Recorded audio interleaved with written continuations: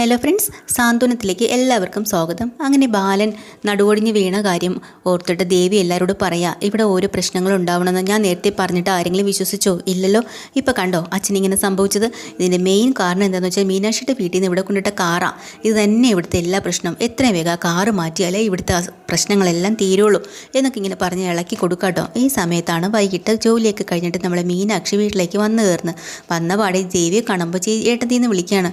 ഓ അത് ശരി, എന്താ നീ എന്നെ കളിയാക്കുക? എന്താ എടുത്തി അങ്ങനെ പറയണത്? അല്ല, എല്ലാം അറിഞ്ഞുകൊണ്ട് നിനക്ക് എങ്ങനെ ചിരിക്കാൻ പറ്റണം മീനാക്ഷി? എന്തറിഞ്ഞു എന്നാ ചേച്ചി പറയണേ? ഒന്നും അറിഞ്ഞില്ലേ?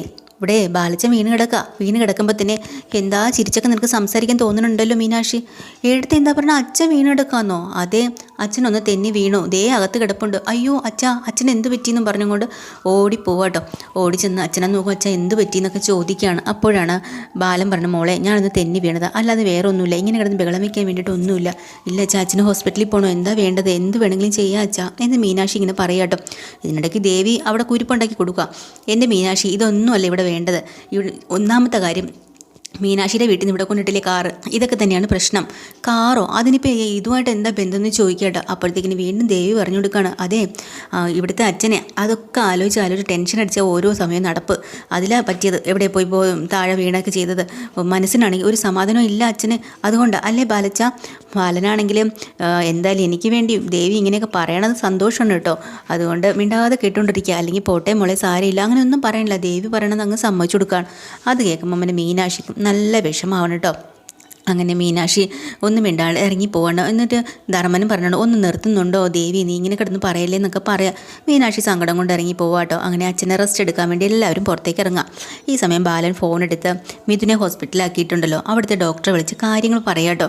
ഡോക്ടർ, ആ പയ്യൻ എങ്ങനെയുണ്ട്? ബോധം തെളിഞ്ഞിട്ടുണ്ടോ? എനിക്കാണെങ്കിൽ ഇപ്പം ഒന്ന് മറിഞ്ഞ് വീണിട്ട് നടുവൊന്ന് ഒളുക്കി. അത് കാരണം ഈ ഹോസ്പിറ്റലിൽ നിന്നും 2 ദിവസം വരാൻ പറ്റത്തില്ല. സാരമില്ല, എന്തായാലും ബോധമൊന്നും വീണിട്ടില്ല.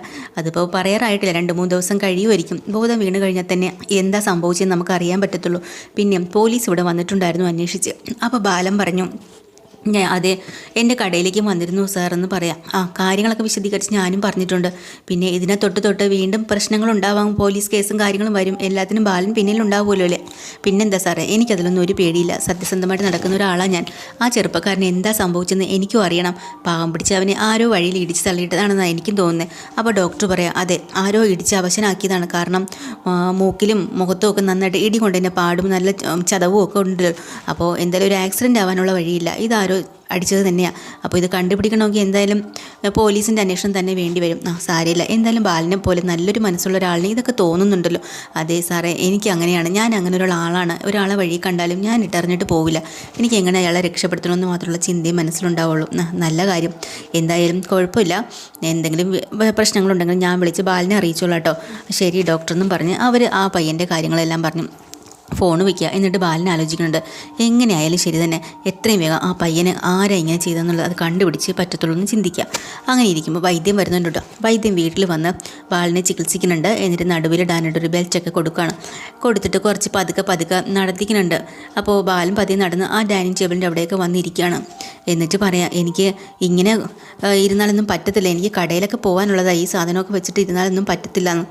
അപ്പോൾ വീട്ടിലുള്ള എല്ലാവരും കൂടെ വെള്ളം തുടങ്ങിയിട്ടോ. കടയിൽ പോകാനോ? എന്താ ബാലേട്ട ഈ പറയണത്? ഇത്രയും വയ്യാതിരുന്നിട്ട് കടയിൽ പോകാനെന്ന് ഞങ്ങൾ സമ്മതിക്കത്തില്ല എന്ന് പറയാം. അപ്പോൾ മീനാക്ഷി പറയണ്ട, അച്ഛൻ വെറുതെ വാശി പിടിക്കല്ലേ, കടയൊക്കെ നമുക്ക് പിന്നെ ആയാലും പോയിരിക്കാന്നുള്ള. അവിടെ ഇപ്പോൾ തൽക്കാലം നോക്കാനായിട്ട് ആകാശും രാമമ്മയുടെ തന്നെ എല്ലാവരും ഉണ്ടല്ലോ, പിന്നെ എന്തിനാ?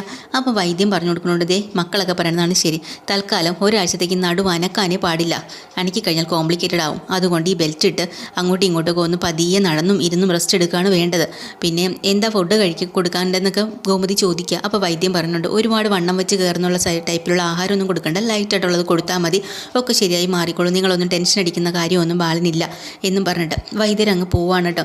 പക്ഷേ ബാലൻ ഒരേ നിർബന്ധത്തിലാണ്, എനിക്ക് കടയിൽ പോയേ പറ്റുള്ളൂ, ഗോമതി സ്റ്റോറിൽ പോയിരുന്നില്ലെങ്കിൽ എൻ്റെ കാര്യം നിങ്ങളെല്ലാം അറിയാമല്ലോ, അതുകൊണ്ട് എനിക്ക് വലിയ പ്രശ്നങ്ങളൊന്നുമില്ല, ഇത് പറഞ്ഞ് നിങ്ങളൊരു വലിയ പ്രശ്നം ആക്കല്ലേ എന്നും പറയാട്ടോ. അപ്പോൾ ആകാശ് പറയാം, അച്ഛാ ഞാൻ പറഞ്ഞാൽ അച്ഛന് ഇഷ്ടപ്പെട്ടില്ല, എന്നെ അച്ഛൻ പണ്ടേ കണ്ണെടുത്താൽ കണ്ടും കൂടല്ലോ, അപ്പോൾ തന്നെ എന്നാലും ഞാൻ പറയാം അച്ഛൻ പോകേണ്ട കടയിൽ. ഞാൻ വീണ്ടും പറയാണ്, അച്ഛൻ റെസ്റ്റ് എടുക്കുക, അവിടെ കടയിലെ കാര്യങ്ങളൊക്കെ ആര് നോക്കാനാണ്? അങ്ങനെ എല്ലാവരും കൂടെ ഇങ്ങനെ ചർച്ച നിൽക്കുന്ന സമയത്ത് പെട്ടെന്ന് ദേവി വന്ന് പറയാണ്. അതെ, ഞാനൊരു കാര്യം പറയട്ടെ, പക്ഷേ ഞാൻ പറഞ്ഞു കഴിഞ്ഞാൽ നിങ്ങളെല്ലാം കൂടെ എന്നെ കളിയാക്കരുത്, അയ്യേന്നൊന്നും പറഞ്ഞേക്കരുത്. ഞാൻ സീരിയസ് ആയിട്ടുള്ള ഒരു കാര്യമാണ് പറയുന്നത്. എന്താ മോള് പറഞ്ഞോ, മോക്ക് എന്താ പറയാനുള്ളത്? അങ്ങനെ ദേവി സാരിയൊക്കെ ചുറ്റിയും ഇടുപ്പിലൊക്കെ വെച്ച് വലിയ ഗമയിൽ അച്ഛൻ്റെ അടുത്തേക്ക് വന്നിരിക്കട്ടോ. എന്നിട്ട് പറയുന്നുണ്ട്, നാളെ തൊട്ടേ ബാലച്ചന് പകരം ഞാൻ കടയിൽ പോവാന്ന്. അത് കേൾക്കണത് എല്ലാവരും ഒന്ന് ഞെട്ടിത്തരിക്കുക കേട്ടോ. എന്തൊക്കെയാണ് ദേവി പറയണത്? അതെ, ഇതാ ഞാൻ പറഞ്ഞത്, നിങ്ങളെല്ലാവരും കൂടെ കളിയാക്കുമെന്ന്. ഇങ്ങനെ കളിയാക്കേണ്ട ആവശ്യമൊന്നുമില്ല. അപ്പോൾ ഉടനെ ആകാശ് പറയാം, ഏട്ടത്തി എന്തിനാ കടയിൽ പോകണം? അവിടെ ഞാനുണ്ട്, രാമേട്ടനുണ്ട്, പിന്നെ ധർമ്മൻ മാവനുണ്ട്, എല്ലാവരും ഉണ്ട്. ഇനി ഏട്ടത്തി അവിടെ വരേണ്ട ആവശ്യമൊന്നുമില്ല. ഓ, നീ അങ്ങനെ പറയേണ്ട ആവശ്യമില്ല. നിനക്കിപ്പോൾ എല്ലാം തികഞ്ഞല്ലേ നീ നടക്കണം. നിൻ്റെ അമ്മായിയച്ഛൻ്റെ വീട്ടിൽ നിന്ന് കാറും എല്ലാം കൊണ്ടുവന്ന് വലിയ സുഖസൗകര്യം നടക്കുകയല്ലേ.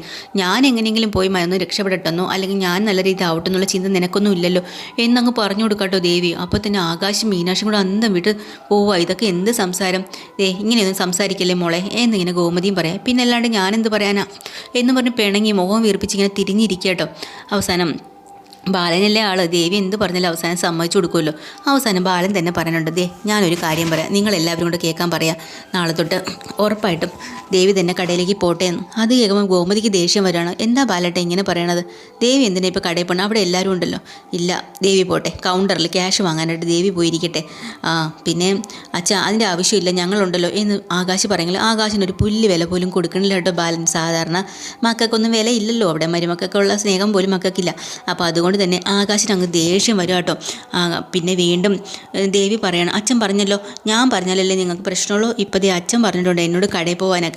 ഞാൻ നാളെ തൊട്ട് പോയിരിക്കും. അച്ഛൻ ഒന്നുകൊണ്ട് പേടിക്കണ്ട. ശരി മോളെ, നീ ഐശ്വര്യമായിട്ട് നാളെ കടയിൽ ചെന്നിരുന്നു എന്ന് ബാലനങ്ങ് സമ്മതം കൊടുക്കുക കേട്ടോ. അവസാനം ആകാശിനങ്ങ് ദേഷ്യം വരും കേട്ടോ. ദേഷ്യം പിടിച്ച് ആകാശം ഒരു ഒറ്റ പോക്കങ്ങ് പോവാണ്. എന്നിട്ട് നമ്മുടെ മീനാക്ഷി സാധാരണ ആരോടും വൈരാഗ്യം ദേഷ്യമൊന്നും കാണിക്കാറില്ലല്ലോ. അതുകൊണ്ട് തന്നെ മീനാക്ഷി ഉടനെ ഇതിനെ കൺഗ്രാറ്റ്സ് ഒക്കെ പറയുന്നുണ്ട്. അങ്ങനെ അതോടുകൂടി ദേവി വലിയ ഹാപ്പി ആയിട്ടുണ്ട്. അങ്ങനെ അന്ന് രാത്രിയായി കേട്ടോ. വൈകിട്ട് ആര്യനും മിത്രയും കൂടെ രാവിലെ പോയതാണല്ലോ ആ മിഥുനെ അടിച്ച സ്ഥലമൊക്കെ കാണാനും അവിടെ ഇവിടെയൊക്കെ ഒന്ന്. അത് കഴിഞ്ഞിട്ട് കോളേജിൽ നിന്നെല്ലാം വിളിച്ചിട്ട് വരുമ്പോൾ തന്നെ ലേറ്റായി. വന്ന പാടെ ധർമ്മൻ ഓടി പറഞ്ഞിട്ടുണ്ട്. അപ്പോൾ പറഞ്ഞു, മാമ ഇന്നൊരു സന്തോഷം ഉണ്ടായിരുന്നു. എന്താടാ നിൻ്റെ സന്തോഷമൊക്കെ അവിടെ നിൽക്കട്ടെ, ഇവിടെ ഒരു വല്ലാത്ത ദുഃഖവാർത്തയുണ്ട്, നീ അറിഞ്ഞോ? ദുഃഖവാർത്തയോ? എന്താ? ദേ അളിയൻ അവിടെ വീണ് കിടപ്പുണ്ട്. എന്തൊക്കെയാണ് മാമ പറയണേ? അതെ, വീണ് കിടക്കുക. ഇവിടെ വണ്ടിയിൽ പോയി എന്നെ വിളിച്ചു, എടാ എനിക്ക് തീരെ വയ്യാന്ന്. ഞാൻ ഓടി ചെല്ലുമ്പോൾ ഇവിടെ വണ്ടിയിൽ നിന്ന് മറിഞ്ഞ് വീണെടുക്കാണ്. അനങ്ങാനും വയ്യ, എനിക്കാനും വയ്യ, നടു ഇവിടെ ഒളിക്കിയതാ. പിന്നെ ഞാൻ വിളിച്ചത് ഇവിടെ കൊണ്ടുവന്ന് വൈദ്യരൊക്കെ വന്നു, ചികിത്സിച്ച് ഭേദമാക്കി ഒരു വെൽറ്റൊക്കെ കൊടുത്തിട്ടാണ് പോയത്. അങ്ങനെ ആര്യൻ ഓടി വരിക കേട്ടോ അകത്തേക്ക് അച്ഛനെ കാണാനായിട്ട്. ഈ സമയം ബാലൻ നടുവിൽ കെട്ടിയിരുന്ന ബെൽറ്റ് അങ്ങോട്ട് അഴിച്ച് മാറി, ശ്വാസം മുട്ടുന്നല്ലോ എന്ന് പറഞ്ഞ് മാറ്റിയിട്ട് പതിയെ മതിലിൽ പിടിച്ചിങ്ങനെ നടക്കുക. കട്ടലിൻ്റെ അറ്റത്തെത്തുന്നതൊന്ന് വേച്ച് വീഴാൻ പോകണം കേട്ടോ. അപ്പോഴാണ് ആര്യൻ പറഞ്ഞു. ആര്യൻ ഓടി വന്ന് അച്ഛനെ പിടിക്കുന്നതുകൊണ്ട് മാത്രം തറയെ വീണില്ല, അങ്ങനെ പിടിച്ച് അവിടെ കൊണ്ടിരുത്തുക. അപ്പം ധർമ്മൻ ഓടി വന്നിട്ട് ബാലന് കുറേ വഴക്ക് കൊടുക്കുന്നുണ്ട്. എന്തിനാ ആളിയാ നിങ്ങളിങ്ങനെ നടന്നത്? ഇപ്പം ആര്യം വന്ന് പിടിച്ചില്ലെങ്കിൽ അവസ്ഥ ഒന്ന് ആലോചിച്ച് നോക്കിക്കേ. ഇപ്പം മറിഞ്ഞടിച്ച് ഇനി കൈയും കാലും കൂടെ ഓടിച്ചിടുമല്ലോ.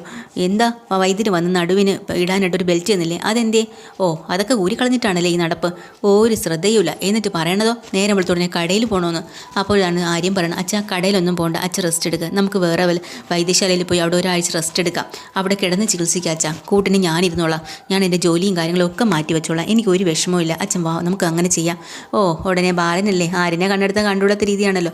വേണ്ട അതിൻ്റെ ആവശ്യമൊന്നുമില്ല, അല്ലെങ്കിലും എനിക്ക് വേണ്ടി ആരും ബുദ്ധിമുട്ടണ്ട. അപ്പോൾ ധർമ്മന് ദേഷ്യം വരും കേട്ടോ. ധർമ്മം പറയണത്, എന്താ അളിയാ ഇങ്ങനെയുള്ള സംസാരിക്കണത്? അളിയനെ താല്പര്യം ഇല്ലെങ്കിൽ ഇല്ലാന്നങ്ങ് പറഞ്ഞാൽ പോരെ, അതിന് ഇങ്ങനെയാണോ അവനോട് സംസാരിക്കണത്? അവൻ എന്ത് കാര്യമായിട്ടാണ് വിളിച്ചത്? അല്ലെങ്കിൽ തന്നെ അവൻ പറയുന്നത് എന്തെങ്കിലും കാര്യത്തിന് അളിയൻ വില കൊടുക്കാറുണ്ടോ എന്നൊക്കെ പറഞ്ഞ് അങ്ങോട്ട് തുടങ്ങിയിട്ടോ.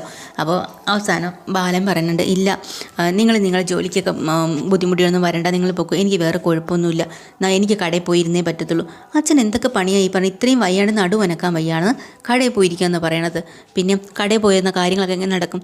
പിന്നെ ഒരു ദിവസം കടയിൽ പോയില്ലെങ്കിൽ അങ്ങ് ആകാശം ഇടിഞ്ഞ് വീഴുമല്ലേ എന്നും പറയും. അപ്പം മിത്ര പറഞ്ഞു കൊടുക്കുന്നുണ്ട്, അങ്കിളെ ഒരു കാര്യമുണ്ട്, ഈ നടുവേദനയൊക്കെ വെച്ചുകൊണ്ടിരുന്ന് ഇങ്ങനെ റെസ്റ്റ് എടുക്കാണ്ടിരുന്നാൽ ശരിയാവത്തില്ല, 2 ദിവസമെങ്കിലും ശരി റെസ്റ്റ് എടുക്കുക, എന്നിട്ട് ഇല്ലേ നോക്കിയിട്ട് വേണം പോകാനായിട്ടെന്ന് മക്കളെല്ലാവരും കൂടെ പറയാം കേട്ടോ. അവസാനം ബാലൻ മിണ്ടാതെ അവിടെ കേട്ടോണ്ടിരിക്കുക.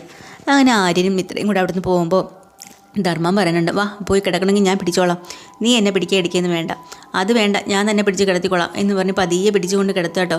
പതിയെ കൊണ്ട് കിടത്തിയിട്ട് ഉടനെ പറയണം, അയ്യോ സൂക്ഷിച്ച് കിടക്ക്, പുരാവസ്തുവാണ്, ഉടനെ പോവല്ലേ എന്നൊക്കെ പറഞ്ഞൊരു കളിയാക്കലും കൂടെ. പാവം അങ്ങനെ ബാലൻ പെട്ടുപോയി കട്ടിലിൽ തന്നെ ആയിട്ടുണ്ട് കേട്ടോ. നമ്മുടെ മിത്രയും ആര്യനും കൂടെ അകത്ത് ചെന്നിട്ട് അച്ഛൻ്റെ കാര്യങ്ങൾ ഇങ്ങനെ ആകാശ് പറയാണ്. കാരണം അച്ഛൻ്റെ ഈ അവസ്ഥ കാണുമ്പോൾ ആകാശിന് നല്ല വിഷമമുണ്ട്.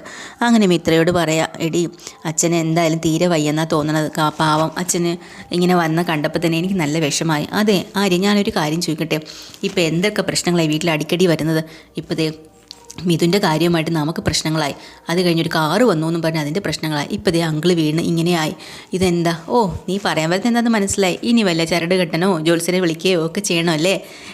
അതല്ല ഞാൻ പറയുന്നത്. അന്ധവിശ്വാസം ഒന്നും എനിക്കില്ല ആര്യ, പക്ഷേ ചില കാര്യങ്ങൾ ആലോചിക്കുമ്പോൾ ഒരു ജോത്സ്യരെ വിളിച്ചാലോ? മിണ്ടാതിരിക്കും ഇത്രേ. ഇതൊക്കെ ജോത്സ്യന്മാർ തീരുമാനിക്കേണ്ട കാര്യമല്ല. ഇതൊക്കെ ജീവിതത്തിൽ എല്ലാവർക്കും ഓരോ സാഹചര്യത്തിൽ വന്നു പോകുന്ന കാര്യങ്ങളാണ്.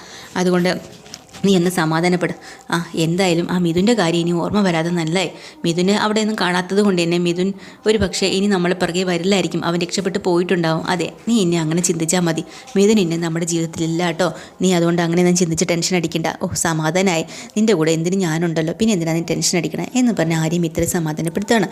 അങ്ങനെ നമ്മുടെ ദേവി സന്തോഷം കൊണ്ട് തുള്ളിച്ചാടി ശ്രീകളെ പോയി വിളിക്കാം. അമ്മേ, ഒരു സന്തോഷ വാർത്തയുണ്ട്. എൻ്റെ ജീവിതം ആകെ മറിയാൻ പോവാന്നൊക്കെ പറയാം കേട്ടോ. എന്താണ് നീ പറയണേ? എന്താ അവിടെ പ്രശ്നം? ആ മീനാക്ഷി ഇനി വേറെ എന്തെങ്കിലും കുഴപ്പത്തിലുണ്ടാക്കിയോ? ഇല്ലമ്മേ, ഇത് വേറൊന്നുമില്ല. ഇവിടുത്തെ ബാലച്ചനെ ഇവിടെ വീണുപോയി. എവിടെയോ ചെന്ന് വീണു, നടുവുളിക്ക്. ഇനി കുറച്ച് ദിവസം ഗോമതി സ്റ്റോറിലേക്ക് പോകാൻ പറ്റില്ല. അവിടുത്തെ ചാർജ് ഞാൻ ഏറ്റെടുത്തു. അവിടെ ഇനി ക്യാഷ് വാങ്ങുന്നതും കൗണ്ടറിൽ ഇരിക്കുന്നതും ഒക്കെ ഞാനാ അമ്മേ. ആണോ ഇവിടെ? സത്യമാണോ നീ പറയുന്നത്? അതെ അമ്മേ, ഞാനാ ഇനി നോക്കിക്കോ. ധർമ്മൻ മാമനും അവിടെ ആകാശും എല്ലാവരും ഞാൻ പറയണത് കേട്ട് അവിടെ നിൽക്കും. നോക്കിക്കോ, ഞാൻ കാണിച്ചു കൊടുക്കണമെന്ന്. ഇപ്പോൾ അധികാരം എല്ലാം ഇപ്പോൾ എൻ്റെ കയ്യിലായിട്ടുണ്ട് അമ്മേ. നമ്മൾ ആഗ്രഹിച്ചതുപോലെ വന്നു. ഇടീ, നിനക്കിതൊരു സുവർണ്ണ അവസരമാണടി. നീ അത് വിട്ട് കളയല്ലേ. നല്ല പോലെ തിളങ്ങി നിന്നോണം എന്നിങ്ങനെ അമ്മ മോക്ക് നല്ലൊരു ഉപദേശം അങ്ങ് കൊടുക്കാട്ടോ. അതിൽ മതിമറന്ന് സന്തോഷത്തിൽ തുള്ളിച്ചാടാണ് നമ്മുടെ ദേവി. അതാണ് ഇന്നത്തെ എപ്പിസോഡിൽ. പുതിയൊരു എപ്പിസോഡ് വീണ്ടും വരാം. ചാനൽ ഇഷ്ടമായി ലൈക്ക് ചെയ്യുക, ഷെയർ ചെയ്യുക, സബ്സ്ക്രൈബ് ചെയ്യുക. Thank you.